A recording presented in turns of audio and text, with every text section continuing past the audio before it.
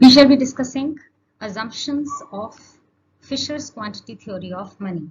What is the Fisher's transaction approach? I have already made a video regarding it, and let's begin with the assumptions. The first assumption being, we assume that the constant velocity of money.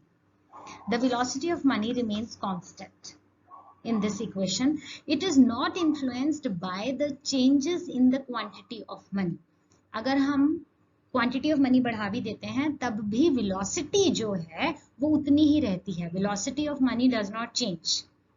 Velocity of money is influenced by certain exogenous factors which don't come in the equation. It is influenced by population, trade activities, habits of the people, interest rate, जो ये सब हमारी equation से बाहर हैं. And these all factors, they are relatively stable and change very, very slowly over a period of time. So we conclude and assume that velocity of money remains constant, and any change in the supply of money, quantity of money, supply of money, it will have no effect on the velocity of money. Velocity remains constant. This is the first assumption. Second, volume of trade T also remains constant. Volume of trade or the volume of transactions, that is a capital T, it is assumed to be constant. T is not at all affected by any changes in the quantity of money.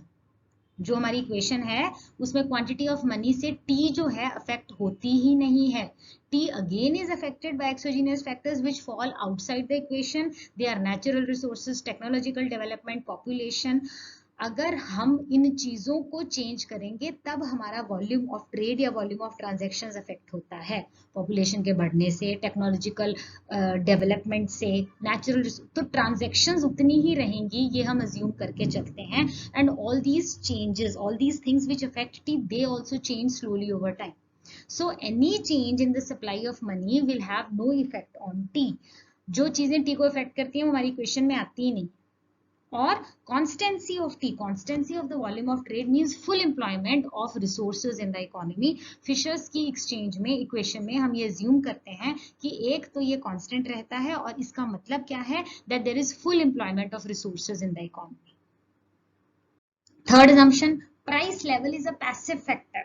What is the meaning? Price level is a passive factor. मतलब according to Fisher, price level is a passive factor means that the price level is affected by other factors of equation.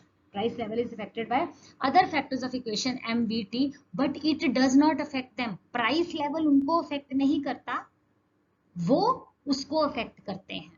Price is the effect and not the cause. An increase in M will cause increase in P. Price level बढ़ जाएगा अगर आपका M बढ़ता है. Increase in velocity will also increase the price level. Increase in transactions will make the price level to fall. So इसका और इसका तो हो गया डायरेक्ट रिलेशन, इसका इनवर्स रिलेशन. इनके कम होने से या बढ़ने से प्राइस लेवल में इफेक्ट आता है. प्राइस लेवल इनको कॉज नहीं करता, ये प्राइस लेवल में चेंज को कॉज करते हैं. Price is the effect and not the cause.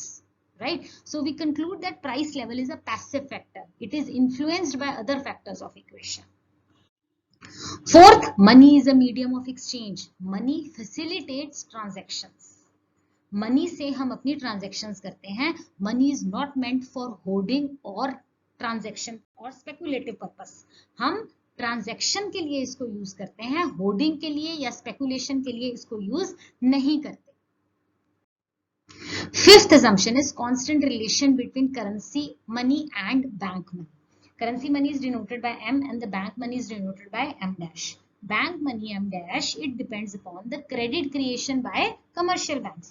ये जो हमने बैंक मनी माना, ये कैसे बढ़ेगा या कैसे इंक्रीज होता है. अगर कमर्शियल बैंक ज्यादा क्रेडिट क्रिएशन करेंगे तो एम डैश बढ़ जाएगा. लेकिन ये जो credit creation by commercial banks है, ये इन टर्न कैसे इन्फ्लुएंस होता है? It is a function of currency money. ये भी करेंसी मनी पर ही डिपेंड करता है. So this ratio of M dash to M remains constant. Inclusion of m dash in the equation does not disturb the quantitative relation between the quantity of money and price level. तो ये जो relation है इन दोनों का, ये constant रहता है और बैंक मनी को इंक्लूड करने से हमारी इक्वेशन में कोई फर्क नहीं पड़ता. Sixth point is the long period. Over a period of time, V and T are considered constant. This theory is based on the assumption of long period. V and T will also be considered constant और हमारी equation भी long period में ही valid रहती है.